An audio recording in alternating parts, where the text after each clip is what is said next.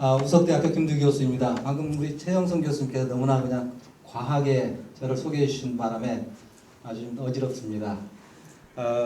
훌륭한 여러분들하고 이렇게 건축, 조경, 그리고 풍수지리를 가지고서는 많은 강의를 했습니다. 그런데 대개는 이제 뭐 인테리어 풍수니, 묘지 풍수니, 또는 문화유산 이런 것만 가지고 이야기를 했기 때문에 사실은 저도 건축이나 조경과는 이렇게 이야기할 기회가 없었습니다. 그래서 저도 굉장히 기대를 많이 가지고 왔습니다.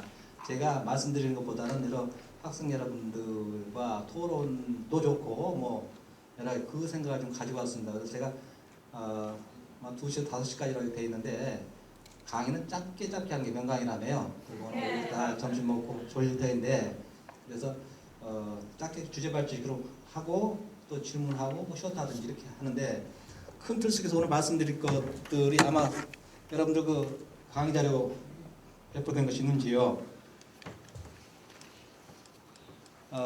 원론적인 것 몇 가지 이렇게 이야기하는데 첫 번째 시간에는 아마 제가 이건 처음 이야기하는데요. 왜냐하면 너무나 어렵다기보다는 전문적인 건데 여러분들한테 맞는 겁니다. 건축과 조경을 전통 풍수 서적에서는 어떻게 이야기하고 있는가. 그래서 좀 약간 딱하고 지루할지 모르겠지만 첫째 시간에는 조선조 지관 선반 고시과목. 옛날에는 조선조에는 지관이라는 벼슬이 있었죠. 기술직입니다. 중인. 거기에서 즉 풍수지리 전문 관료가 되려면 어떤 책들을 봐야 하는데 그 책 중에 한 곳이 하나가 이 타곡부라는 책입니다. 이 타곡부라는 책인데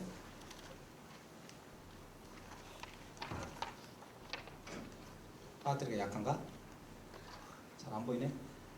이 책에서 한 권, 12권이 그 도읍지부터 시작해서 그 집을 잡았을 때 어느 집 잡아야 하는가. 그 다음에 이제 요즘은 집을 한옥을 짓거나 할 때 뭐가 필요해요? 뭐 여러 가지 필요하겠지. 주차장도 필요하겠죠. 그 당시에는 마곡간은 어느 쪽에 놓아야 할 것인가. 이런까지 현대판 주차장이죠. 이런까지 다 이렇게 이야기를 해놓고 있습니다. 나무는 어느 쪽에 어떻게 심어야 할 것인가. 그래서 그걸 뭐 해서 그 내용을 전부 소상하게 말씀드린 것이 아니고 이런 내용이 있다. 그래서 이게 현대 건축이나 조경과 어떻게 우리가 연결해 볼 수 있겠는가 이런 걸 한번 이야기를 해보겠고요.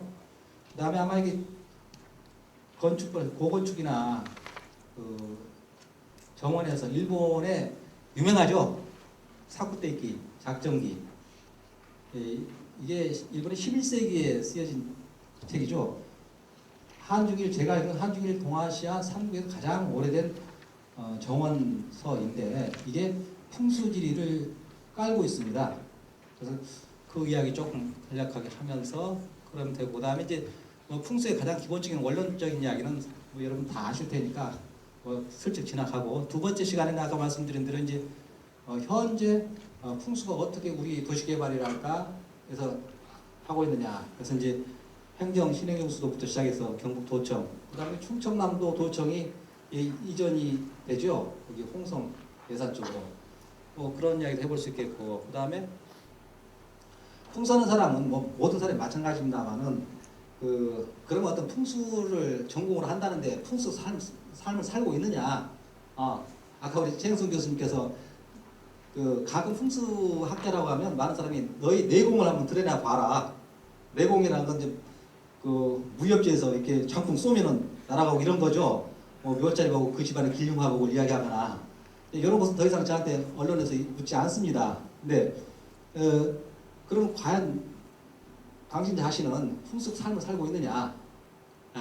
그게 더 중요한 거죠. 그래서 내가 살고 있는 집터 현재 그리고 내가 집을 어떻게 갖고 나갈 것이다. 아마 여기 그래서 그러한 것들을 좀 약간 저의 풍수 삶의 이야기를 좀 말씀드리고 그 다음에 최근에 제가 거의 제가 주관해서 한옥을 하나 짓고 있습니다. 한옥을 질 때 아까 하니까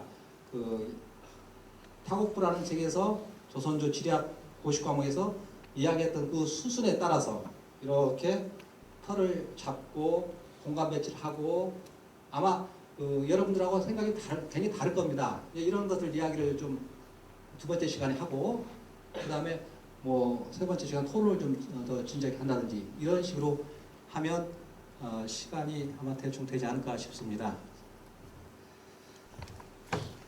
자, 처음으로 돌아가서요.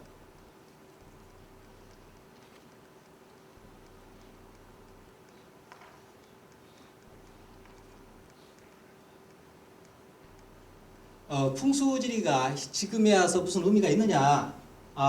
본질적인 문제를 가지고 좀 이야기를 해볼 필요가 있다고 생각합니다. 이거 길게 이야기하지는 않고, 여러분 중에서 여기 이 시험 문제를 푼 분은 없었을 텐데 2004년도 수능고사 문제였기 때문에 인문계 자연계 공통 문제입니다. 혹시 2004년도 수능고사 보신 분들, 하회마을에 대한 풍수적 설명이다. 하회마을의 특성을 현대적 의미로 재해석한 것으로 적절하지 않는 것은.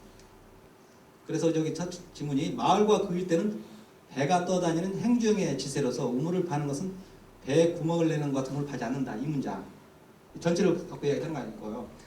여러분들이 아마 답사를 하시거나 하면 이 마을은 범혈이다, 옥녀 단장형이다, 새가 날아든 형국이다, 이런 얘기하고 많이 할 겁니다. 근데 이제 안동 하회마을은 여러분 많이 답사하셨을 겁니다. 하회마을이 행주형, 배가 떠가는 형국이다. 그러니까 배니까 마을이 거기다가 구멍을 뚫으면 배가 침몰하듯이 마을이 침몰한다. 이게 말이 되느냐? 문학적 비유는 가능하죠. 그러나 실제 그러한가? 근데 그래서 이제 자꾸 이제 풍수나 동양의 전통 사상들을 비난을 많이 합니다. 그런데 이건 이제 뭡니까 하회마을을 이렇게 한 것인데, 이걸 하회마을이 여기입니다. 지금 여기인데 너무나 커서 제가 이건 예천 의성포, 회령포라고도 하죠. 이거 똑같습니다. 규모의 차이. 그래서 제가 규모를 작은 걸 보여드린 겁니다. 행주형이라고 하는 것은 이와 같이 삼면이 강이나 바다로 둘러싸여 있는 것을 행주형이라고 하는데, 그럼 토질이 뭐가 되겠습니까? 토질이 하회마을도 한번 보십시오. 하회마을도 토질이 강가니까 모래 사토질이겠죠. 자, 그러면 여기에 그리고 물이 가깝게 있습니다. 이렇게. 그러니까 여기서 샘을 파게 되면 이 모래 땅인데다가 물이 가깝게 있고 수위가 높으니까 바로 물이 그대로 유입되겠죠. 모래 땅을 통해서. 그 땅이 단단하지 않으니까 어떻게 됩니까? 집안의 치마, 균열 이것이 오게 되죠. 결정적인 그 문제가 하나가 있겠고, 그 다음에 지금 여러분들 우리 물을 끓여 먹고 사 먹고 하지만 불과 10년, 20년 전까지도 시골 논두로 가서 이렇게 샘을 그대로 마셨습니다. 물을 끓여 먹지 않았거든요. 그러니까 근데 그 당시 그렇게 물을 그냥 마셨는데 이 비가 오게 되면 이 물이 괜히 더러워집니다. 그 물이 그대로 들어가죠. 저 실제 어린 시절에 보면 샘에 비 오고 나가면 샘물이 아주 황토물입니다. 그걸 갖다 그대로 길어다가 이렇게 가라앉혀가지고 마셨던 기억이 있는데, 그 물을 그대로 마시니까 수인성 질병으로 돌아가겠죠. 그러니까 두 가지 문제입니다. 집안이 튼튼하지 않다. 두 번째, 저런 데는 수인성 질병에 취약할 수가 있다. 그렇기 때문에 저런 곳은 샘을 함부로 파지 못하겠던 것이죠. 그럼 물 먹지 말란 말이냐? 그건 아니겠죠. 어떤 특정한 곳에 물을 길어다 먹게 했겠죠. 좋은 샘물을. 그래서 행주형의 지형지세, 배가 떠가는 형국의 그 곳은 샘을 함부로 파지 말라 하는 것은 지극히 맞는 우리식 땅에 대한 표현 방식이다. 각 나라마다 언어나 문화가 다르죠. 언어가 다르면 그 인식하는 내용이 달라지게 되고, 인식하는 내용이 달라지면 행동 양식이 달라집니다.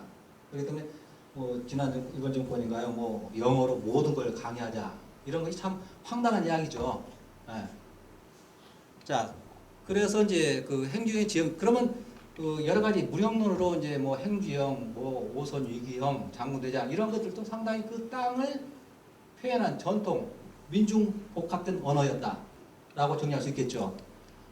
그 다음에 곁들여서요. 대동강 물 팔아먹은 봉 김선달 이야기를 많이 하죠. 그다음 천하의 사기꾼으로 많이 이렇게 이야기를 합니다. 근데 과연 왜 대동강 물 팔아먹은 봉 김선달이 나왔느냐 하는 겁니다. 왜냐하면 평양이 인구가 많지 않았거든요. 그 사람이 실존인물을 한다 하더라도 19세기에 한강이나 낙동강물을 팔아먹지. 근데 여기 보시면 옛날 대동강 고지도예요. 약간 민화풍에. 근데 여기 보시면요, 이게 대동문입니다. 희명히 보이는데 대동문이 여기 대동강이겠죠. 배가 떠 있고 여기 보시면 사람이 3명이 이렇게 있는데, 여러분 물지개 아세요?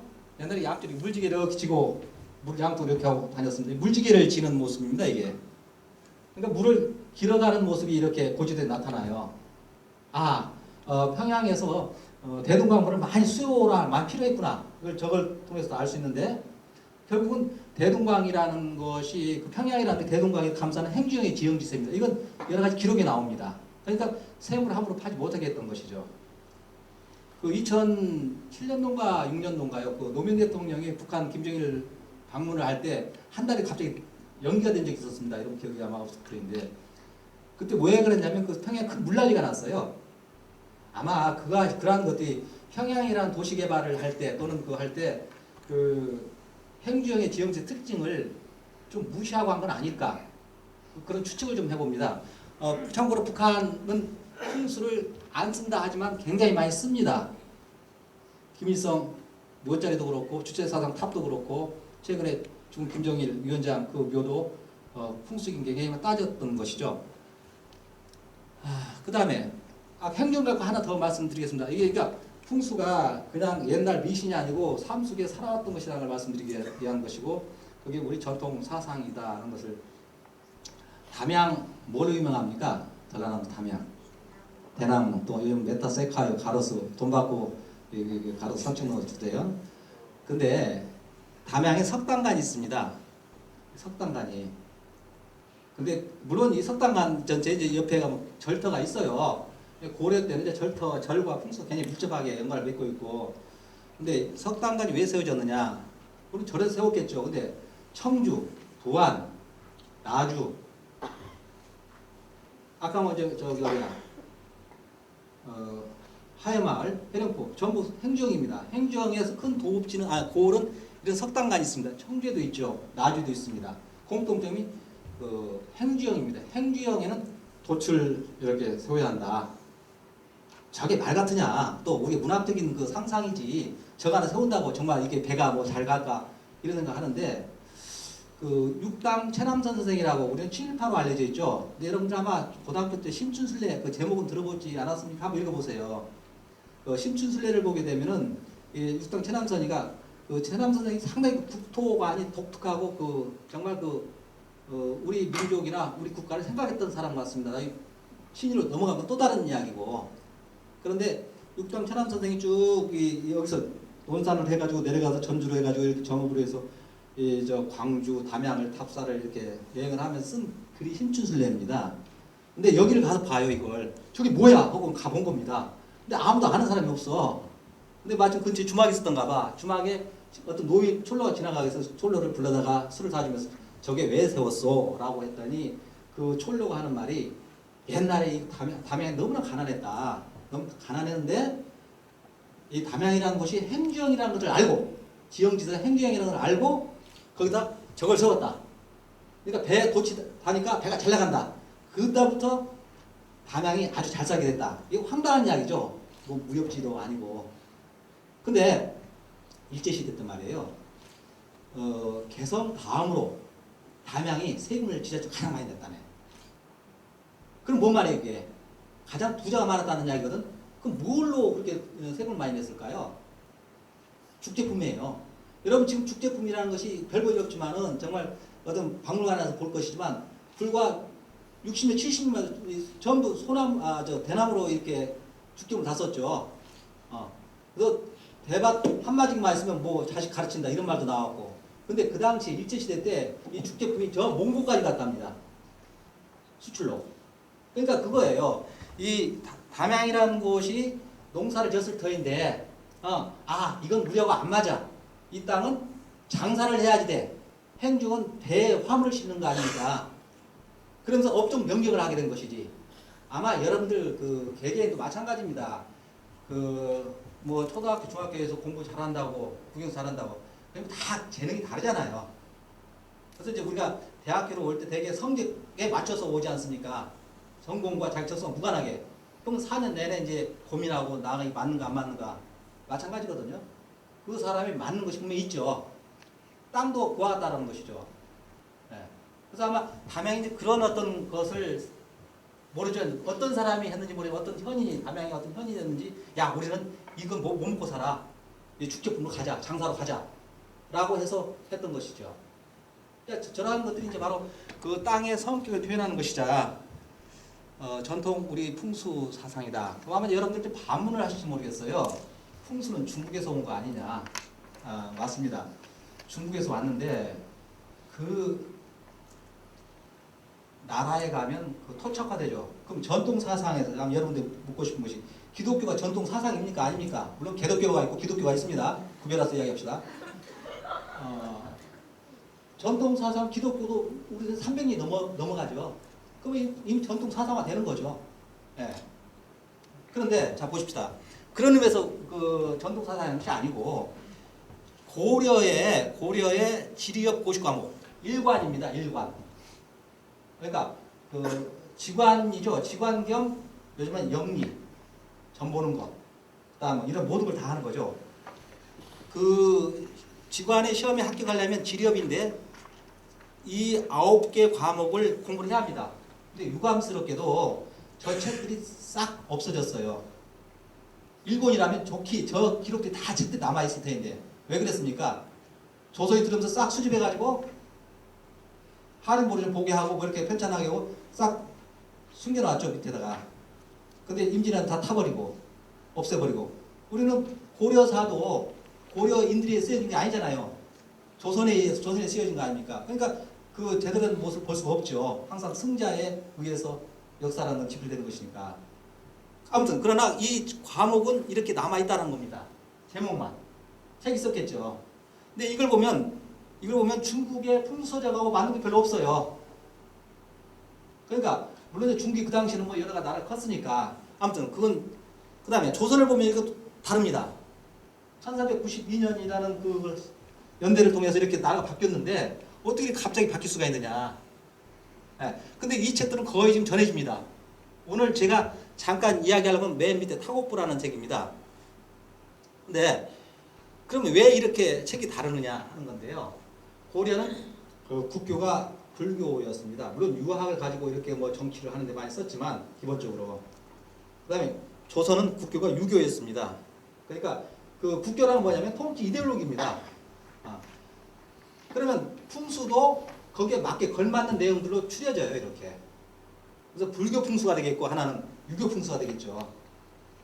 뭐 그것 좀 이야기할 것이 많이 있는데 그건 넘어가고. 그래서 결국은 나라마다 시대마다 풍수는 달라질 수밖에 없고. 그래서 우리 전통 풍수라고 하는 것 이게 지금 600년 동안 그러니까 그 조선의 풍수로 남아오고 지금까지 전해오는 풍수 내용이겠죠. 근데 지금은 다르거든요. 또 인테리어 풍수가 들어가거든요. 그 인테리어 풍수는 그다음에 없잖아요. 풍수도 어떻게 보면 역사적 사회적 개념에서 자꾸 자가 발전하는 거죠. 이렇게 예. 어쨌든 간에 이제 이거 그래서 이제 그 한반도의 자연관 대지관이라는 것은 이렇게 규정되어져 있고 지금 우리는 그래도 조선의 그 지리학 고시 과목의 내용들을 가지고서 풍수를 많이 이야기할 수밖에 없다. 자 그다음에 이제 본격적으로 그 아까 처음에 말씀드린 요 이야기입니다. 이야기를 한 20분 간략하게 아까 그 조선조 지리학 고시 과목을 보면은 이렇게 9개 과목인데 타고프가 하나 들어갑니다. 근데 타고프는 처음부터 있었던 것이 아니에요. 그러니까 그 하륜에 의해서 10학으로 국학 10개 학문이 들어가죠. 근데 거기에 풍수가 들어가는데 그 당시에는 저게 없었다가 속대전은 언제 만들어진 겁니까? 경국대전이나 속대전이 그 조선의 헌법이죠. 일종의.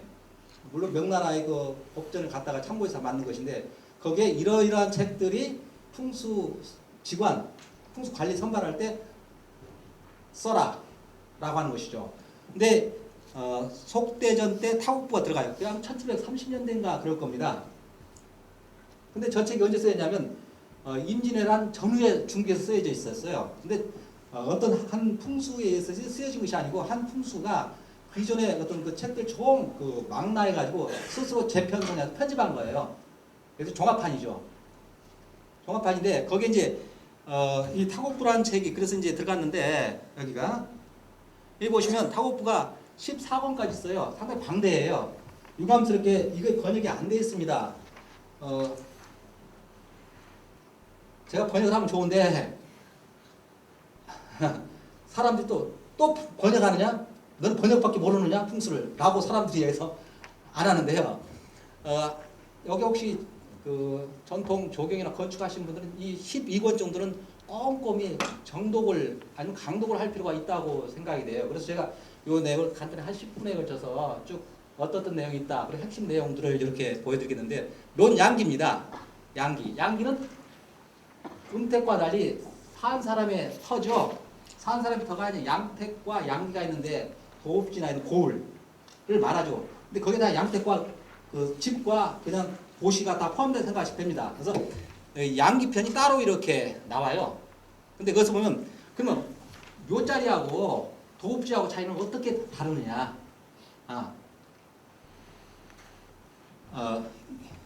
제가 지금 조선일보의 격투의 구분풍수라는 걸 연재를 하고 있는데 이번 주 토요일 날 그 원고 낼 것을 오늘 아침 다 쓰고 왔습니다. 근데 청와대 터가 좋은가 나쁜가? 왜 대통령들이 다 그렇게 불행하게 되고 이번 정과 14번 존경하는 대통령께서도 또 어떻게 될지 모른다. 이게 이제 제가 왜 그러느냐 이런 것인데요. 아마 여러분들이 이제 그걸 보면서 그러면 그 청와대 밑에 경복궁이 있잖아요. 그러면 청와대 터하고 경복궁은 불과 몇 평미터 차이입니다. 근데 여러분이 집을 지었다고 할 때 청와대 터에 져야 오른가 그 아래에 져야 하는가 이게 이야기하는 바예요 지금. 아까 그 앞에 뭐 14번 그 취소합니다. 제가 자꾸 저 사립대만 있다 보니까 이게 국립에 와서 공공기로 와 있다는 걸 착각했습니다. 망각했습니다. 죄송합니다. 때로는 사립대에서 이야기하는 게 참 편해요. 음지는 9일선, 양기는 9일선. 맨 첫 장에 시작합니다. 음지는 뭐냐? 묘자리예요. 묘자리는 하나의 선을 구하는 거고 찾는 거고, 양기는 하나 한 조각을 구하는 거다. 뭔 말이냐? 무덤을 쓸 때는 하나의 능선을 찾아서 능선에 쓰는 거가 되겠고, 집터는 도읍지는 그 드넓은 들판을 찾는 거죠. 그러면 청와대 터는 산 등에서 내려오는 부분이에요. 내려와서 경복궁에서 멈춥니다. 네. 자, 그 다음에 양기의 지룡. 산 능선을 말합니다. 산 능선, 다 능선이 아니라 뒤에 뻗은 중심되는 능선. 서울 가보셨죠? 네. 안 되면 수학여행으로 가세요. 서울을 가장 잘 볼 수 있는 곳이 어디 아십니까? 남산에 올라가세요. 딱 데이트하기 좋습니다. 개나리 필 때. 남산 봉수대 가면 청와대 잘 보입니다. 서울을 잘 볼 수 있어요. 풍수적으로.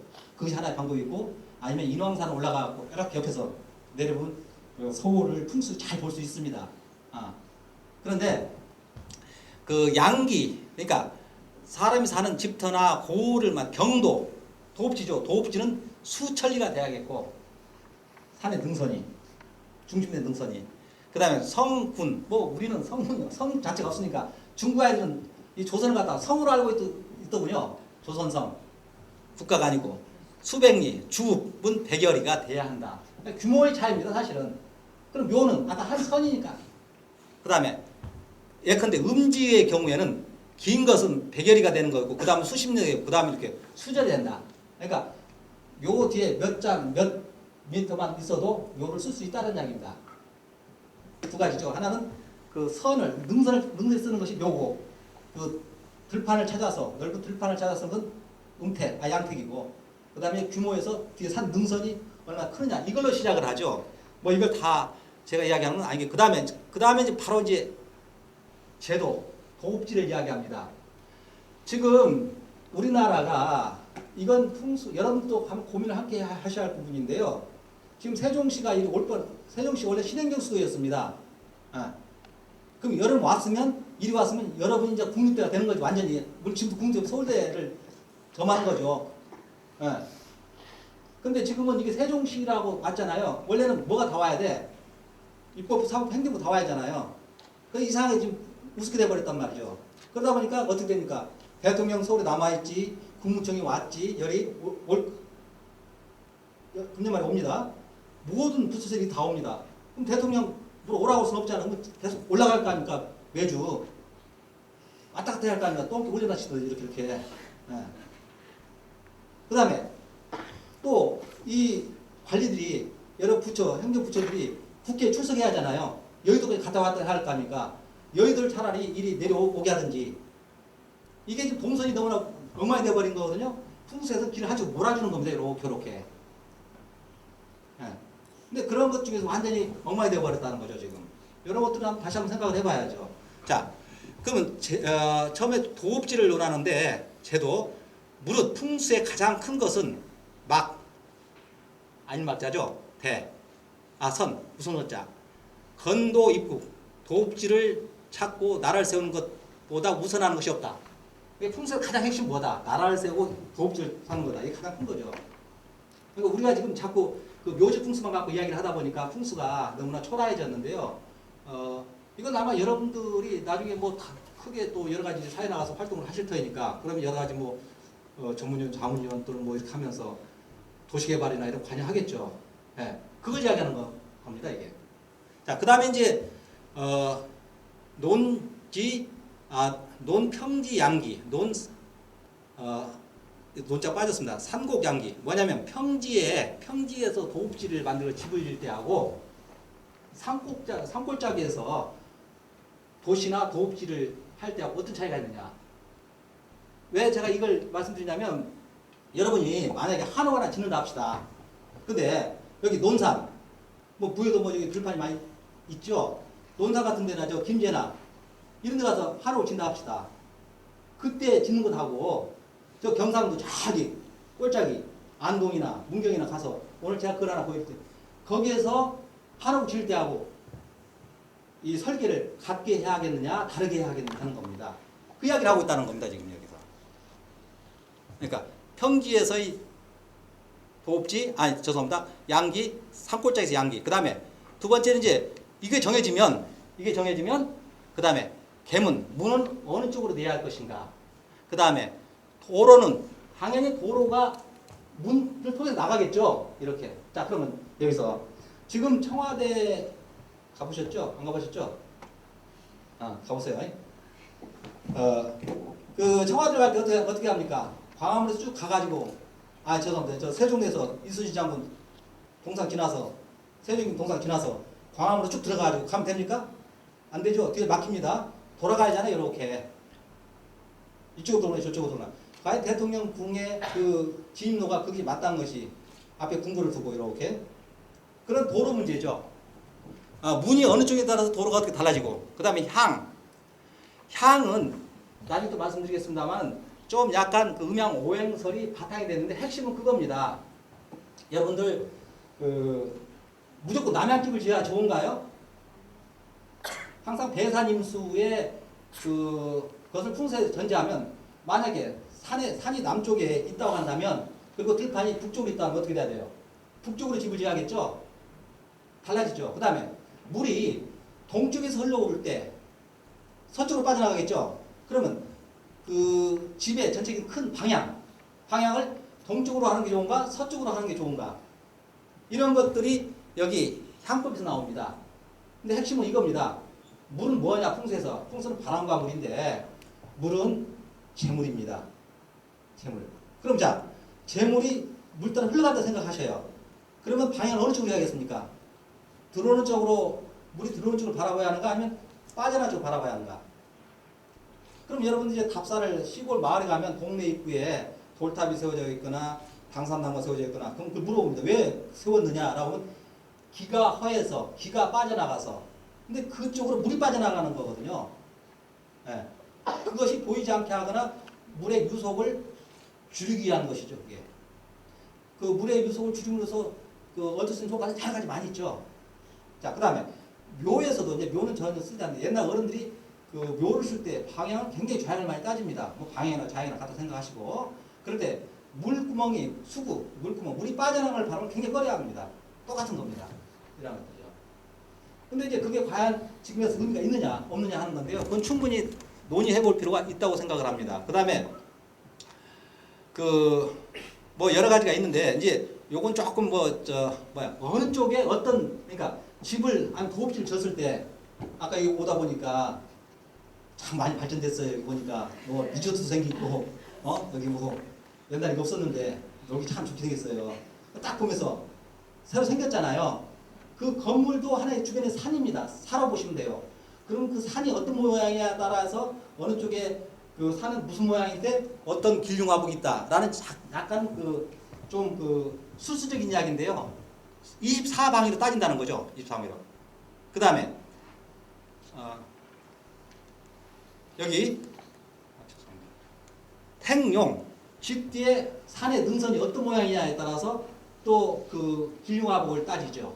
자, 그 다음에 이게 지금 각 챕터마다 그 내용들이 있는데 이거 뭐 쉽지 않았습니다. 혹시 여러분 저 번역 좀 해주셔요 라고 하면 제가 번역을 못해서요. 그 다음에 상 마찬가지입니다.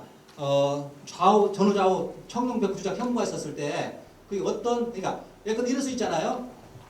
집이 있는데 오른쪽 산이 길 수 있고 왼쪽 산이 짧을 수 있잖아요. 좌청룡 900호. 그런데 또 거꾸로 될 수도 있잖아. 좌청 왼쪽 산이 길고 오른쪽 짧을 수도 있잖아. 또 앞에 안산 주작이 모양이 동그랄 수도 있겠고 삼각형일 수도 있겠고 이거에 따라서 길흉화복이 달라진다는 것이죠. 예. 그 다음에 여기 수구 뭐 아까 잠깐 수구 말씀드릴 거. 그다음 물에 응함이다라고 하는데 그냥 물맛이 있어요 없어요. 근데 조선조 풍수 과목들 보면 물을 7가지로 나눈 물의 흐름, 물맛을 36가지로 나눈 책 굉장히 미묘합니다. 이제 관자 옛날 그 중국의 사상 관자의 수집전에 나오는 이야기인데 제 나라 사람은 그 제 나라의 땅의 물은 어떤 맛이다. 그래서 사람이 어떻다.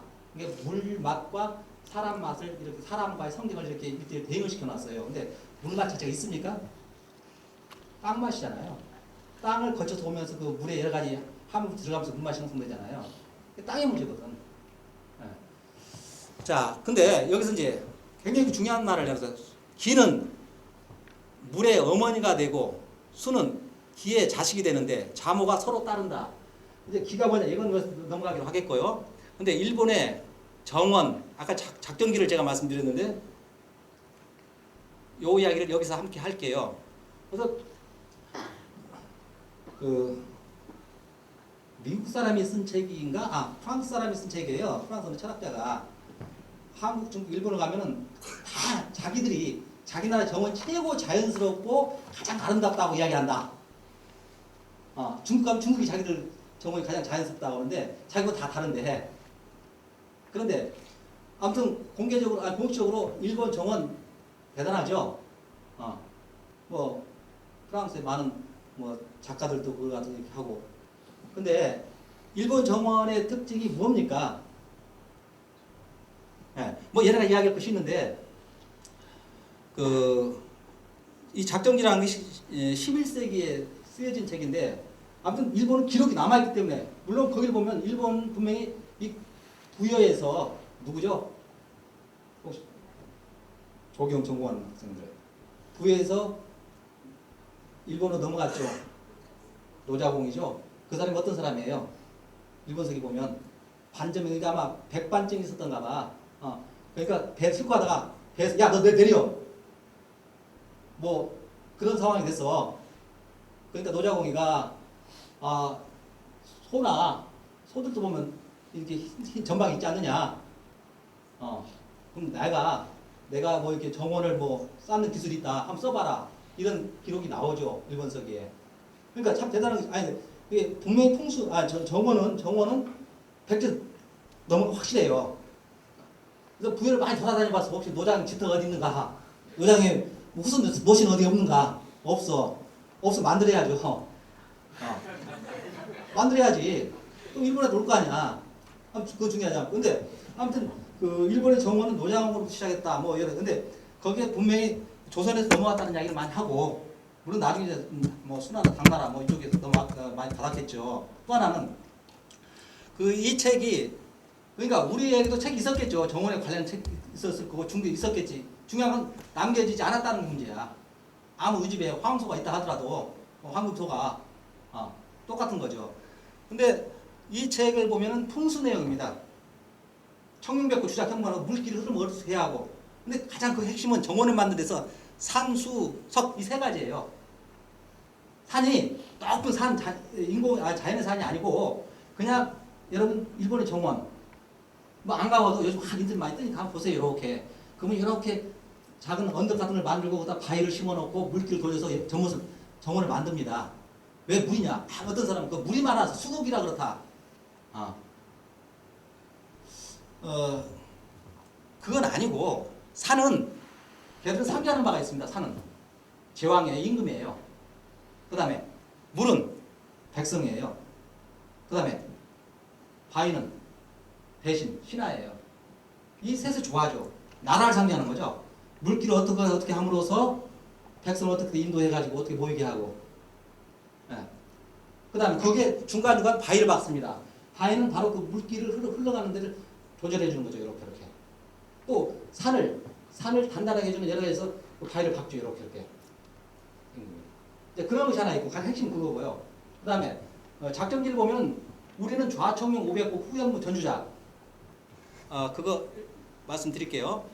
여러분이 이제 청룡백구 주작 현무 사신사를 풍수에서 전제하는데 이게 일본의 사신사하고 우리의 사신사 달라요. 홍만선의 산림경제책에 보면 이제 일본 그 풍수에서 말하는 사신사를 쓰는데 우리는 한 가운데를 중심으로 해가지고 좌청룡 우백고 후현무 전주작 사방에 산으로 이렇게 둘러싸고 있습니다. 근데 일본 아이들은 좌청룡은 흐르는 물로 유수 흘러가는 물로 봐요. 강으로 봐요. 강이 있어야 돼.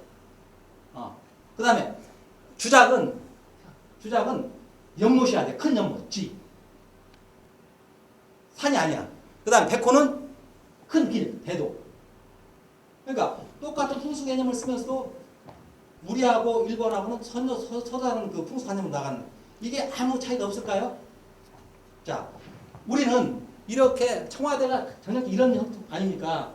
낙산, 인왕산, 현무 여기 자하문 넘어가는 고개, 여기 타버린 숭례문.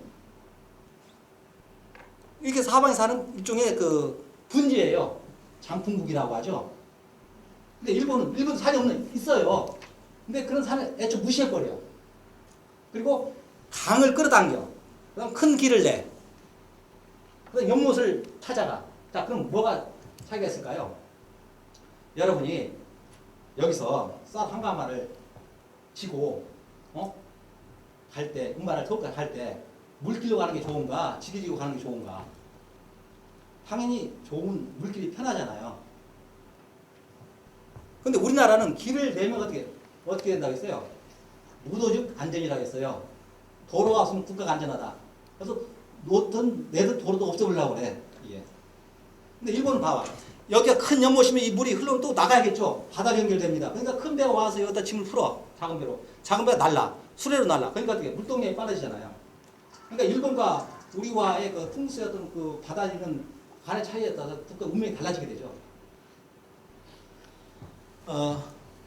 이게 바로 이제 아까 풍수관이기도 하지만 국토관이라는 것이죠. 국토관은 분명히 그 나라 운명에 영향을 주게 되죠. 자, 다시 거꾸로 가가지고 아까 이 작전기 이야기 하다가 했는데요. 그러다 보니까 이제 그 물은 그런 의미에서 일본이 상당히 그 중요한 의미를 가질 수밖에 없다는 거예요. 단순하게 관상력이 아니고 철학입니다.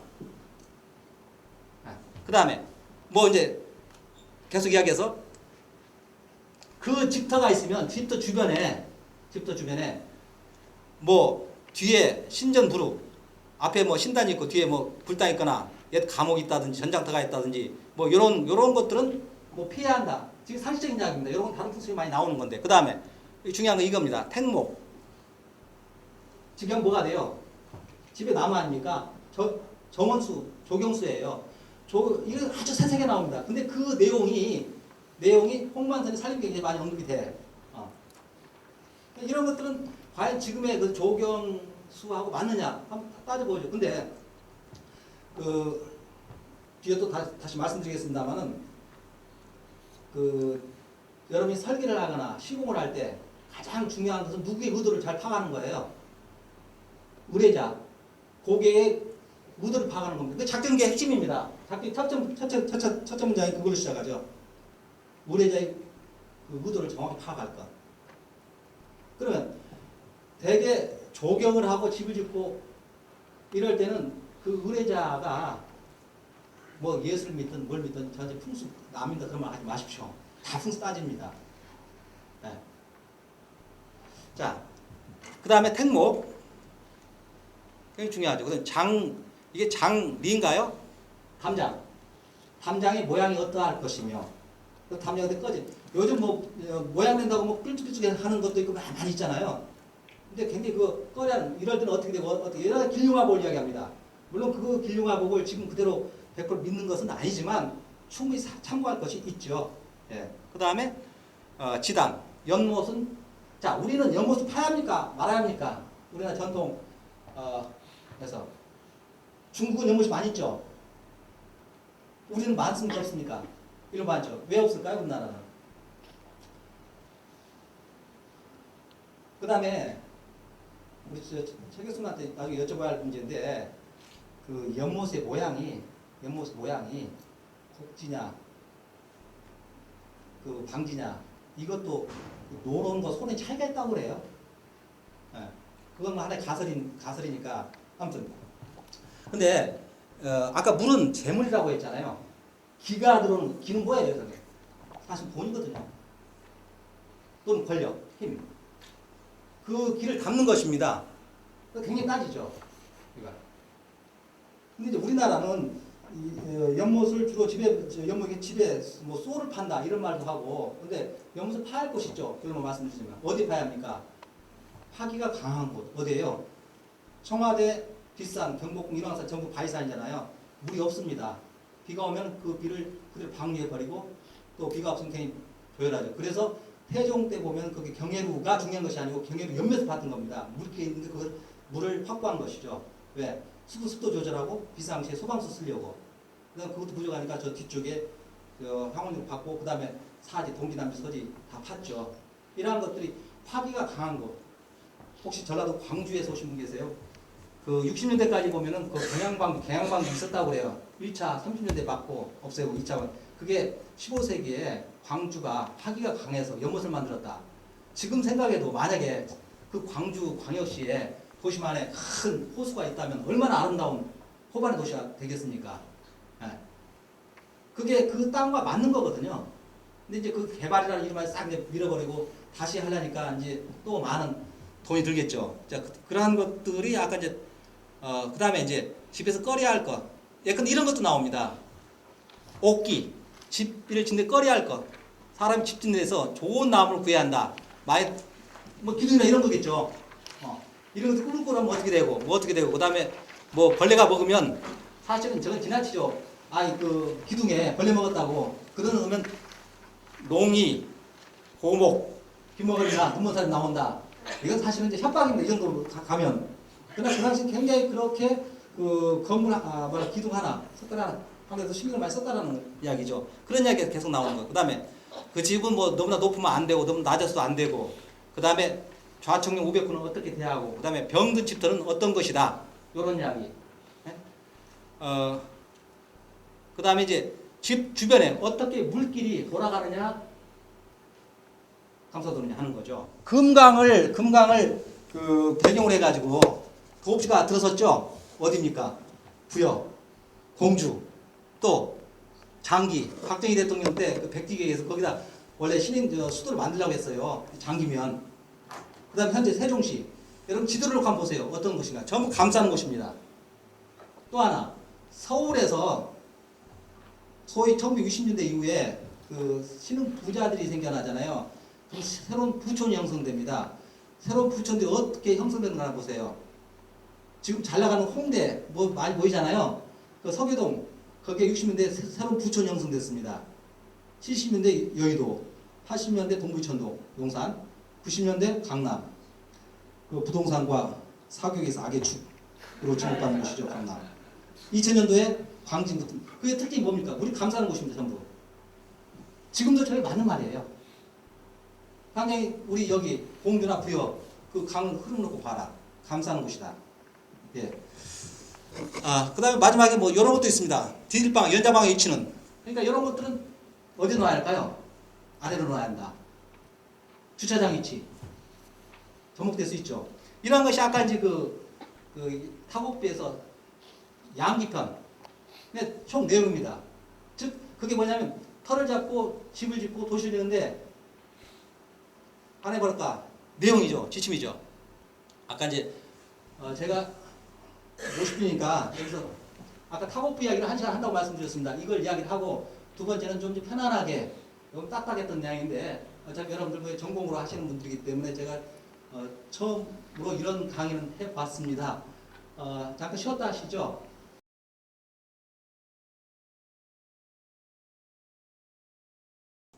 성씨가 마십니다. 1950년대에 쓴 논문이에요. 근데 1950년대에 독일이 2차 대전 망했잖아요. 그 다음 급격히 일어나잖아. 그러면서 뭔 문제가 생기냐면 주택 문제가 생겨요. 우리처럼 60, 70년대. 주택 문제가 생기면서 집 짓는다는 게 뭐냐. 라는 철학적 사색이야. 근데 이게 작은 논문이에요.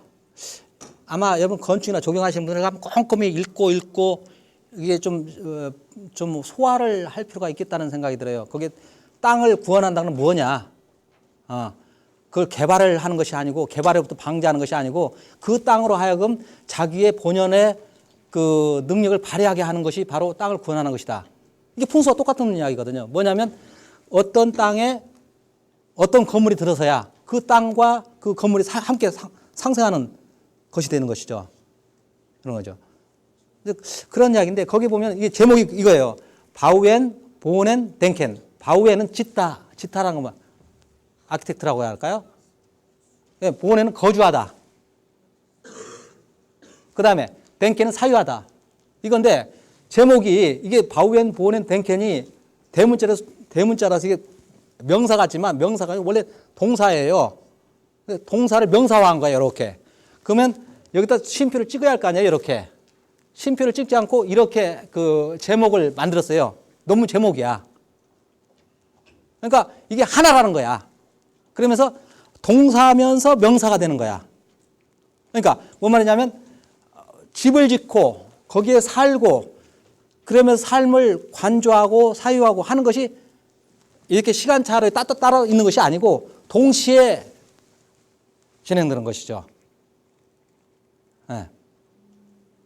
그래서 상당히 그 의미는 그래서 저는 가끔 이걸 좀 보면서 참 좋겠다. 이거 뭐 그렇다고 해서 제가 이제 그 마틴 하이데거처럼 그렇게 그 사람의 어떤 신도가 돼서 그렇게 사는 것은 아니고 제가 애당초 촌놈이다 보니까 서울에 살아도 참 불편해요. 항상 불안하고 촌놈이라 그러겠죠. 근데 시골에 살면 참 편해. 예. 근데 아까 우리가 그 타곡부에서 맨 처음에 어떻게 음지는 하나의 선을 구한다고 했잖아요. 요 자리 할 때는. 근데 양택은 하나의 조각, 일편, 하나의 그 어떤 그 분지랄까 하나의 조각. 그러면 여기 자, 제가 사는 집입니다. 지금 현재 사는 집인데 여기 살구나무입니다. 이 산하고 이 지붕하고 이 행랑채하고 어떠세요? 맞춰주죠. 이렇게. 이건 제가 지은 것이 아니고 1970년에 지은 민가입니다. 그래서 지금도 불 떼고 여기 부엌입니다. 전라면 정제라고 하는데. 그래서 여기도 불 떼고 사는데 그대로 원형이 보존돼 있어요. 그래서 제가 그냥 샀죠. 집이 있으면 어떻게 돼? 집 이름이 있어야 할 거 아닙니까? 집 이름이. 나중에 당호를 어떻게 짓는가 이제. 그다음에 이건 이제 이 왼쪽 좌청룡이죠. 좌청룡. 이건 다른 쪽에서 본 거. 이렇게. 자, 근데 원래 여기를 지금 살고 있는데 여기를 살려고 온 것이 아니고 여기서 보면 이 집 뒤에 이 부분입니다. 이 부분. 이 소나무 있네. 소나무 쪽이 이 집터예요. 여기서 제가 94년도부터 한 4, 5년을 살았는데요. 여기서. 정말 바람 불면 넘어갈까 걱정되는데 화장실을 가보면 여기 재래식 화장실인데 구더기가 막 이렇게 수영을 헤엄을 치고 있는데 볼만합니다. 암벽 타기도 하고. 근데 보세요. 여기 소나무가 이렇게 있고 뒤에 돌담이 참 예뻐. 동네 뒷집입니다. 그런데 보세요. 여기. 이게 한 조각입니다. 한 조각. 일선, 일편. 이게 제비집이에요. 제비집. 이렇게 돌담에서 여기 이렇게 제비집 이렇게 딱 앉아 있는 것이죠. 동네 사람이 제비집이라고 이야기를 해요. 근데 이게 내 터가 아니었어요. 그래서 저것을 빌려서 살다가 못 살 것 같아서 버렸어요. 버렸는데 관심이 있으면 또 와요. 재작년인가 이 터를 동네 이장이 나보러 주인이 내놓았다고 사래. 근데 여기 보세요. 이 돌담이 그대로 예쁘죠? 이 돌담 이렇게 못 사요, 지금 사람들. 작은 돌입니다. 근데 저게 몇십 년이 가도 그대로 있어요, 지금. 안 무너졌어. 그 다음에 이 소나무는 한 10여 년 전, 이 소나무가 95년도, 6년, 7년도 건데 이렇게 컸어요. 여기 이제 대나무가 많이 밑에까지 살았는데 대나무가 많이 우거지면서 이 가지를 많이 죽였어요. 근데 그대로 있어. 그래서 이 터가 이렇게 했는데 이게 이제 조각이죠, 한 조각. 여기다 집 딱 올리는 거죠, 이렇게. 아까 일선과 일편. 한 조각과 한 선을 구하라 하는 건 바로 그걸 말한다. 예.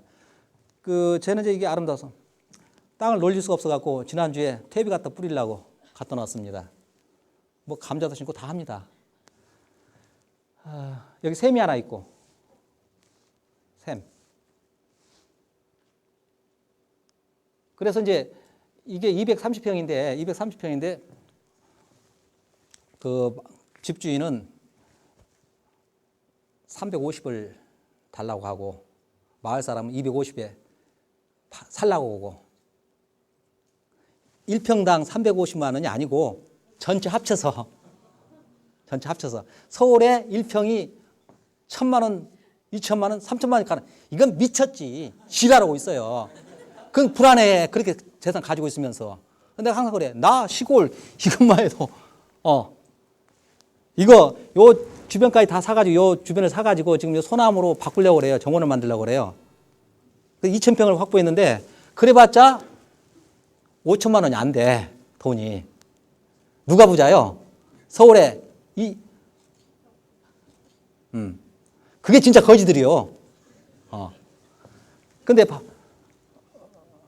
아까 이 소나무 이야기 좀 더 할게요. 이 소나무를 그래서 저기 그 나무 하는 사람 낙가마 있잖아요. 어제 한번 물어봐서 이 소나무 좀 얼마 정도 만약에 판다면 얼마 정도 받을 수 있어요? 한 4, 500은 될 것 같소. 그래. 그래서 야 이거 집 사고 돈 남네. 물론 팔지 않습니다. 여기다가 이제 이쪽이 약간 높은 데도 정자 하나 짓고 이렇게 한번 해볼까 하고 있는데요. 이 돌담을 최대한 살리면서 자 그래서 미래에 이제 제가 살 곳은 여기가 되겠고요. 이제 그 이야기는 다른 이야기고 제가 풍수적인 관점에서 터를 잡고 그 한옥을 어떤 분이 짓는데 처음부터 끝까지 관여를 해주기로 했어요. 자문인데 그냥 의견 개진이 아니고 절대적으로 교수님 말에 따르겠습니다. 어떤 터도 좋고, 그러니까 이 경상도 어느 지역인데 그 지역에서 어디든 잡아주면 거기다 집을 짓겠습니다. 그 다음에 평수는 상관없습니다. 그런 게 참 좋죠. 신바람 나죠. 의뢰받은 입장에서는. 그래서 거길 봤어. 여러분 그 대동여지도 아시죠? 대동여지도는 건축 조경 꼭 필히 자주 볼 필요가 있습니다. 왜냐하면 그 지금의 지도하고 안 맞는 분이 상당히 많아요. 대충 맞죠. 근데 그것이 아니고 이 풍수지리는 주관의 지리학이자 심상의 지리학입니다. 그런데 대동여지를 보면은 이게 주관의 지리학, 심상의 지리학이야. 어떤 땅이 좋다면 그러니까 그 규모가 작음에도 불구하고 거기에 중요한 인물이 많이 나오잖아. 그러면 거기에 더 확대도 쫙 그려지고 왕릉에는 실제 왕릉은 주변에 명당으로 다 이렇게 됩니다. 그래서 옛사람이 그 마을을 어떻게 봤느냐 이걸 보라는 거죠. 왜냐하면 풍수가 가장 좋은 방법이 말이에요. 물론 나한테 입문해가지고 공부하면 되겠지만 그 방법이 안 될 때는 소문을 많이 들어라. 선간 3대주란 말 하죠. 먼저 보아라. 3대 주인. 이게 성종 때 임사홍 아버지 임원준이가 했던 말입니다. 터를 보려면 무릇 선간 3대주 알아. 이전에 살던 주인 3명이 잘 살았는가 못 살았는가 이것만 알 수 있다. 한자 써줄까요? 안 되겠지? 물론 써봤자 못 읽겠지. 뭐냐면 그 마을 그 터가 어떤가는 근데 저게 고지도에 많이 나타나죠. 근데 보세요. 여기 지금 제가 뭐 여러 지도가 있는데 보면 잘 모르죠. 근데 여기를 봐봐. 여기. 가은을 보면 산이 이렇게 내려와서 이렇게 감싸는데 여기 용이 하나 이렇게 산줄기 하나 내려오고 감싸고 여기도 감싸고 여기도 감싸고 여기도 감싸고 여기도 감싸고 여기를 중심 전부 내려오잖아요. 그러면 용을 영어로 뭐라고 해요? 드래곤입니다. 드래곤 1, 2, 3 하나 둘 셋 넷 더 이상 못 하겠네. 그러면 하나 둘 셋 넷 다섯 여섯 일곱 그러면 7용이 여기 용이 뭘 가져요? 여의주죠? 드래곤볼. 그걸 풍수혈이라고 합니다. 핵심처. 그걸 서로 이렇게 취하려고 한다는 모습이죠. 모든 산들이 야를 중심으로 감싸고 있다. 그러면 여기가 좋겠구나. 근데 이 부분이 여기 의뢰자의 고향 마을이야. 그러면 집을 질 때 딱 의뢰자 마음 편하게 해줄 수 있잖아요. 아, 터가 참 마을 터가 좋습니다. 여기서 잡도록 합시다. 여기 아니면 다른 데로 가려고 해서. 근데 가급적이면 고향 터가 좋죠. 그러면 그렇게 일단 마음의 위안을 주고 터잡기를 합시다 하는 거죠. 이제 그렇게 해서 이제 고지도를 통해서 일단 한번 그 옛사람들이 그 터를 어떻게 생각했나 하는 걸 보자는 것이죠. 그 다음에 이제 가서 봤어요. 그래서 갔더니 여기 가장 항상 주산이라고 하죠. 영어로는 메인 마운틴입니다. 이 주산 뒤에 이 바위산이야. 근데 동네 이름이 옥녀봉이야. 옥녀봉. 근데 바위가 큰 바위가 있어요. 근데 이 바위를 중심으로 해서 이렇게 맥이 하나 내려서 이 아래가 동네가 형성돼 있어. 근데 이 동네는 못 들어가. 너무나 비싸고 또 한옥을 지려면 최소한 뭐 몇백 평이 필요하잖아요. 전통적으로 지려면. 그런 땅 살 수가 없어. 그럼 굳이 비싸게 들어갈 필요 없잖아요. 그래서 이 맥을 찾아갔는데 하나는 이리 내려오고 하나는 이리 내려왔어. 근데 여기가 공터로 남아서 밭으로 활용되고 있어요. 밭으로. 자, 아까 그 타곡부에서 양기론에서 묘자리는 어떻다고 했죠? 한 선을 쓴다고 했죠? 선을 쓰는 거야. 근데 집터는 한 조각이라고 했잖아. 여기 이렇게 이 조각을 이렇게 그래서 여기가 좋겠습니다. 왜? 산의 등성이 이렇게 내려왔는데 여기서 보니까 여기도 집을 이렇게 지면 요 뒤에 옥녀봉하고 딱 중심축을 맞출 수가 있어요. 이렇게. 항상 뒷산하고 중심축이 맞아야 그 집이 안정돼 보입니다. 밖에서. 사람도 어떤 사람을 볼 때 이렇게 딱 균형과 안정감을 갖추면 신뢰감이 가잖아요. 항상 뭔가 불안해 보이고, 집도 그와 같은 거예요. 그래서 여기로 합시다. 그리고 땅을 이제 샀죠. 사고 보니까, 자, 이쪽이 남쪽이고 이쪽이 북쪽이에요.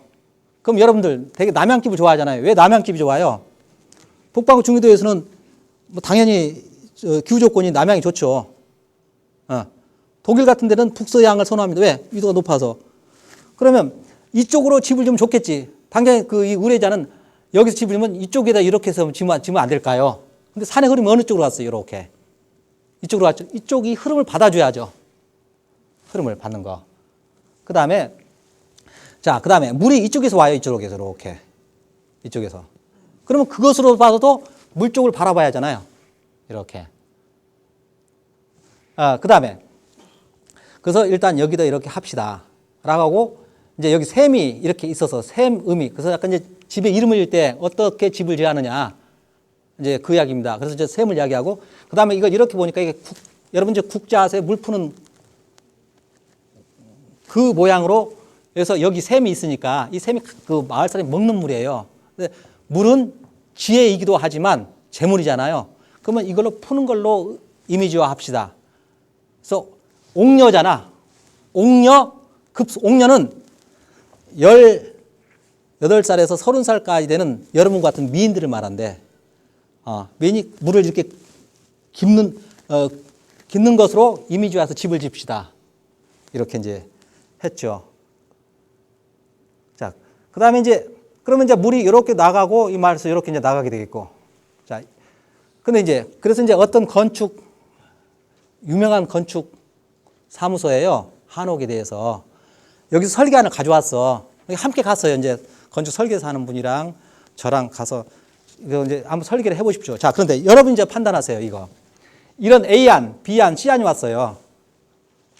이걸 참고하실 때 아까 타곡부에 보면은 어떻게 산골짜기에서 양기를 짓는 것하고 평지에서 양기를 다르다고 했죠. 그걸 염두에 두고 여기서 어떤 것이 맞겠는가.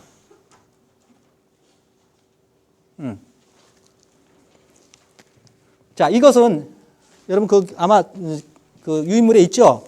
이것은 보시면 자, 이게 한옥인데 말이에요. 한옥인데 이게 뭐 같은 게 말 같기도 하고 권총 같기도 하고. 요건 T자 같은 모양이죠. 그다음에 이걸 미음자라고 해요. 입구자라고 해요. 나는 미음자가 좋다고 하는데 사람이 입구자라고 해합시다. 입구자로 써요? 건축에서? 미음자가 맞는데. 우리 세종대왕을 존경하는 의미에서도. 어떤 것이 여기에 맞을까? 여러분들. 산골짜기잖아요. 춥잖아요. 바람이 세잖아요. 그러면 이게 맞아요? 안 맞아요? 안 되잖아요. 냉난방 보온이 잘 안 되죠. 이건 어느 쪽에서 맞아요, 이게? 남쪽에. 혹시 그러니까 이게 북쪽하고 남쪽하고 저 산골짜기 이게 그 한옥의 모양이 달라야죠. 경상도 가보십시오. 전부 미음자입니다. 근데 윤선도, 고산 윤선도, 해남 노구당, 거기 가면 어떻죠? 그 집은? 이런 형태로 되어 있을 겁니다. 가본 지 하고 오래돼서. 왜 그럴까요? 그 집터가 원래 그 정조 임금하고 사연이 많죠. 정조가 그 수원 화성의 용릉 사도자 묘를 쓸 때 보니까 옛날에 윤선도가 최고 좋은 터라고 100년 전에 이야기한 터야. 그래서 윤선도 후손을 찾아가지고 집을 줘줬죠. 그쪽에. 그 집을 뜯어간 것이죠. 이렇게. 아무튼 그래서 이제 이런 것은 맞지 않고 이게 맞죠. 왜?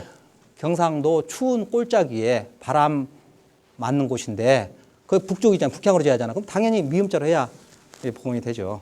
안정감도 있고. 근데 이런 부분부터 왜 이렇게 하셨습니까? 라고 하니까 이게 건축에서 가장 기본 문제 아닙니까? 땅과 그 지형지설을 살피지 못하는 그건 안 되죠.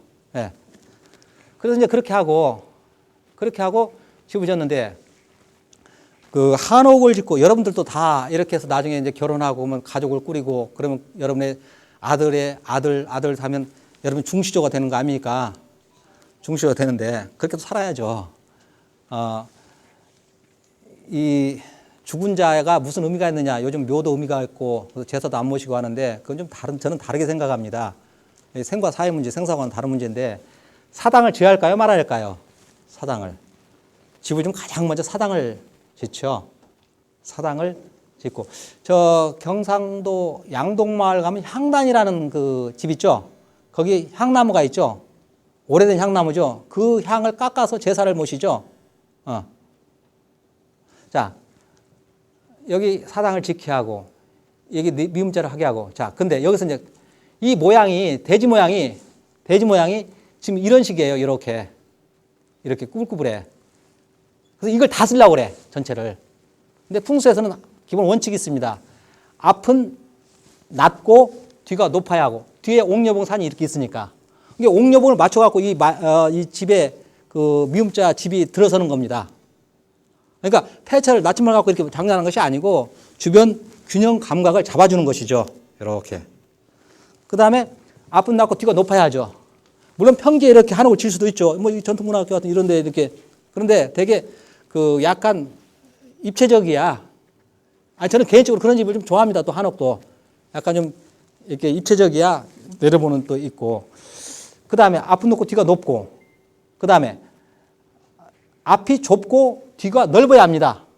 그걸 전착후관이라고 하는데 앞이 좁고 뒤가 넓어야 한다. 그래서 여기가 만약 5m라고 하면 뒤가 7m가 된다든지. 네. 그 거꾸로 되면 이건 굉장히 흉상으로 봅니다. 그 다음에 가로가 짧고 세로가 길어야 합니다. 네.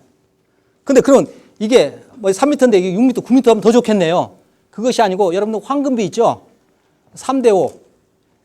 아마 2배. 이걸 넘어서지 않는 범위에서 이야기하죠. 네. 이제 그것을 해서 대지를 만들어라. 그러니까 가장 중요한 것은 여기다 본체를 놀들 정하고 주변 대지를 만들어라. 이게 다 쓰지 말고 나머지는 버려라. 이제 버린데 거기에 이제 조경이 들어가게 되겠죠. 담장을 만들어라. 담장. 그 다음에 이 사당하고 여기는 여기는. 이제 대개 길을 이렇게 내고 사당 이렇게 냅니다. 그렇게 하지 말고 이걸 또 여기는 또 다른 슬픈 사연이 있어요. 딸이 먼저 죽었는데 그분 그래서 계속 사진을 옆에 두고 있어. 그래서 사당을 하고 절에 가서 뭐 이렇게 하지 말고 해마다 여기다 사당을 만들고 딸의 것을 여기다 모셔라 혼을. 그래서 여기를 이렇게 하지 말고 요렇게 그러면 여자가 됩니다. 입구자 두 개 이렇게. 그럼 생과 사가 계속 왔다 갔다 하면서 어머니 너무 편안할 것이다. 굉장히 좋아하시죠. 그 다음에 여기다가 나무 하나 심으면 뭔 나무 심어야겠어요? 향나무 하나 심으면 되잖아. 오래된 나무를 좋아해. 비싼 놈 사다 놔. 근데 그러지 말고 의미 있는 나무를 하나씩 사다 심어라. 그래서 그렇게 해서 사당이 정해지게 되고 여기 뒤에니까 여기는 어떻게 돼? 텐마루가 있겠고 여기 화계를 만들어야 하잖아요. 화계를. 근데 여기가 제가 가장 높아. 그래서 이렇게 맥이 내려오는데 여기다가 창고를 지으면 어떻겠느냐. 근데 여기 가장 좋은 기운이 뭉쳐있는 부분이거든요. 그래서 그런데 쓰레기 버리면 안 된다. 그래서 예쁘게 화계를 만들고 좋은 꽃. 꽃 중에 꽃 어떤 꽃입니까? 약간 촌스럽지만 모란을 부귀의 상징으로 봅니다. 물론 중국꽃이라 하지만은. 예. 그래서 이제 뭐 그런 기본적인 이야기 하고 그다음에 사실은 이제 여기에가 동리 뒤다 보니까 무덤이 있었어요. 근데 무덤터에다 집 짓는 거 아니거든. 그래서 그걸 저도 그래서 근데 터는 여기밖에 없어. 그래서 좋아. 그래서 무덤을 이제 최대한 그 뭐랄까 보상을 해서 나가게 하고 뭐 여러 스님들한테 자문을 구했어요. 왜냐하면 저는 괜찮다 생각하는데 또 다른 사람이 말하면 안 되잖아. 그래서 이제 이 의뢰자 및 의뢰자 부모들을 모시고 큰 스님들한테 가서 여기에 집을 짓는데 무덤이 넣었어요. 뭐 그 상관없어. 스님들이 그렇게 하니까 마음 편안하잖아요. 그래도 영 불편해. 그래서 이 부분에 묘가 하나 있었는데 이걸 완전히 파내고 쑥뜸을 놓고 뜸을 놓고 그다음에 새로 황토로 메꾸고 이제 이렇게 하라고 했죠. 그다음에 대문은 어디 내야 합니까? 대문은 자 A, B, C, D. 대문은 가장 기본 가장 낮은 곳에 길 접하는 곳입니다. 그게 어디에 물이 흐르면 어떻게 될까요? 이렇게. 그래서 이쪽이 이렇게 합류되겠죠. 합류되는 지점입니다. 그러니까 옛날 시골 동네 가서 보시면 시골 동네 입구는 항상 물이 합쳐지는 지점이잖아요. 그 옆에 당선나무 있고 그 옆에 주막 하나 있죠. 주막에 아줌마 있는데 남편은 병들어 결결하거나 과부하돼 있죠. 왜 거기 남편이 결결합니까? 바람골이잖아. 그 다음에 이제 이렇게 이제 만들고 이 주변에 남은 땅을 가지고서 나무를 조경을 해라 하는데 어떤 나무 심어야 할까요? 혹시 조경? 그것도 마찬가지예요. 의뢰자가 가장 좋아하는 나무를 심어야죠. 근데 이 양반이 원래 소나무를 좋아해. 근데 이 뒤에 여기 이 주변에 소나무가 쫙 아래도 오래된 소나무들이 이렇게 있어요. 그러니까 여기 소나무가 있으니까 이 앞부분도 소나무로 이렇게 연결해주면 여기만 이렇게 연결해주면 소나무로 이렇게 하나의 숲을 조성해. 그래서 주로 소나무를 심자. 그리고 이제 뭐 나머지는 자잘한 것은 그 의뢰자의 부모님들이 좋아하는 나무도 있을 것이고. 자, 그 다음에 이제 뭐 여러 가지 제가 이제 그때 이제 건축 설계안에서 나온 거에서 이제 미음자로 하자는 거 말고 또 2차 뭐 설계안을 보니까 여러 가지 향을 뭐 하고 있는데 이런 거 이제 모양을 이야기했던 것이 되겠고요. 그 다음에 마지막으로 집 짓는 이야기입니다. 집 이름. 집 이름. 뭐 김춘수의 꽃 이야기 하지 않아도 내가 불러줘야 그리고 내가 태어나 이름을 줘야 하나의 완전한 인격체가 되지 않아요. 그러면 집이 있어야죠. 근데 집은 뭐 그렇다고 갑순이 갑돌이 삼돌이 삼순이 할 수는 없잖아요. 이름이라는 게. 그래 이제 이분이 아까 이제 옥녀급수였다. 왜? 여기 보니까 샘이 있어요. 큰 샘이. 근데 옥녀잖아요. 옥녀봉이잖아. 그리고 이게 약간 이렇게 뭐랄까 국자 모양처럼 생겼어요. 그래서 옥녀급수가 좋겠다. 뭐 이제 여러 가지 옥녀 단장이니 뭐 여러 가지 이름 줄 수 있겠지만 그 아까 무령론에 이름 짓는 것은 그 땅의 지형지세, 그다음 거기에 있는 뭐 바위, 샘 이런 특징들을 살리는 거죠. 자, 옥녀급수형으로 하고 그러니까 그래서 그런 어떤 그 주변에 지형지에서 최대한 파괴하지 않고, 그 다음에 이름은 옥녀급수인데 그다음 옥녀당, 뭐 옥녀제 할 수는 없잖아요. 근데 이분이 사업을 해요. 근데 지금 창업자예요. 근데 갓 시작했어. 뭐 상당히 잘 나가지만 그 뭐 재벌 2세 3세가 아니에요. 그래서 뭐 여러 가지 이제 뭐 이제 되게 이제 좋은 뭐 이제 하문이 우리 이제 최교수님 같은 딱 하겠지만 우리 이제 뭐 고문진보나 이런 책 갖고 막 이렇게 들여다보는 거예요. 혹시 좋은 이미지가 맞는 그 부하방이 없는가. 그래서 찾아보니까 주역에 이 몽개예요. 몽개인데 이게 지금 몽개 괴상입니다. 이게 산을 말하고 이게 물을 말하는 거예요. 산 아래 샘물이 나오는 걸 몽이라고 하다. 여러분 저 계몽할 때 유치한 애들 꼬맹이들을 그 동몽이라고 하잖아요. 군자 그 이미지를 보고서 과감하게 행동하며 덕을 기른다. 번역 맞습니까? 그래서 산하 출천 이걸 몽이라 한다. 산 아래 샘이 나오는 것을 몽이라고 하는데 군자는 그걸 보고서 과감하게 행동하면서 덕을 기른다. 즉 뭐냐면 어린 샘이기 때문에 물은 풍수의 재물이라고 아까 말씀드렸잖아요. 물이 고일 거 아닙니까? 근데 그 물이 어디로 갈지를 몰라. 마치 꼬맹이들이 갖다 놓으면 어린애들이 어디로 행동할지를 모르잖아요. 방황을 할 수 있단 말이에요. 이렇게 왔다 갔다. 그렇지만 그 물이 고이면 흘러갈 거 아닙니까? 흘러가면 강물이 되고 바닷물이 될 거 아닙니까? 크게는 큰 바다로 될 것이다. 큰 부자가 될 것이다. 그렇지만 지금 당신은 지금 초창기라 여러 가지 방황도 아주 힘들고 많을 것이다. 그렇지만 어떻게? 그 이미지를 보고서 과감하게 행동하는 덕을 길러서. 그래서 이 이미지를 가지고서 몽천제로 하라. 왜? 아까 샘이 있었으니까. 예.